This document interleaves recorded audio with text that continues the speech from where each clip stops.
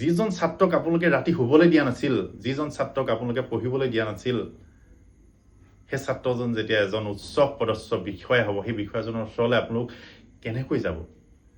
এনেকুৱা হওক যে আপোনাৰ ডিপাৰ্টমেণ্টত পঢ়া, আপোনাৰ কলেজত পঢ়া এজন ছাত্ৰই যেতিয়া এজন সুখ্যাতিয়ে পাছ কৰি বা এজন উচ্চ পদস্থ বিষয়া হ'ব, যেতিয়া এখন আসন লৈ তেওঁ বহিব, আপোনালোকে গৌৰৱ কৰক, তেওঁৰ ওচৰলৈ যাওক খোলা মনেৰে।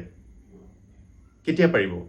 যদি আপোনালোকে তেওঁলোকক গাইড দিয়ে, মৰম কৰে, নিজৰ ভায়েকৰ নিচিনা ব্যৱহাৰ কৰে বা নিজৰ ভনীয়েকৰ নিচিনা যেতিয়া ব্যৱহাৰ কৰিব।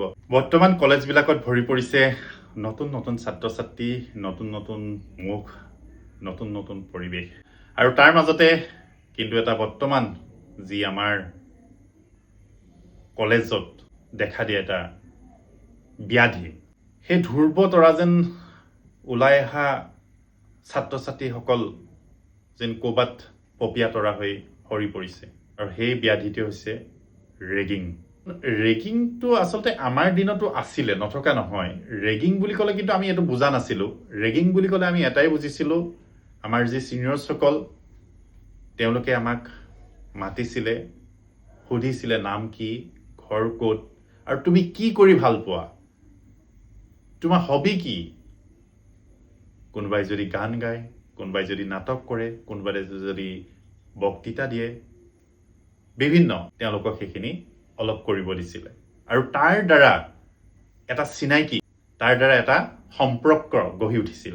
প্ৰথম মাহটো যে ফ্ৰেছাৰ্ছ, তাৰ আগলৈকে যেতিয়া ছিনিয়ৰ্ছসকলৰ লগত আমাৰ চিনাকি হৈছিল, আৰু সেই চিনাকিয়ে কিন্তু এদিন আমাক আজিও সেই কলেজ লাইফৰ আজি 20-22 বছৰ পিছতো কিন্তু সেই যে ছিনিয়ৰ্ছসকলৰ লগত প্ৰথম যিদিনাখন আমি চিনাকি হৈছিলোঁ, সেই চিনাকি কিন্তু আজিও বজাই ৰাখিছে।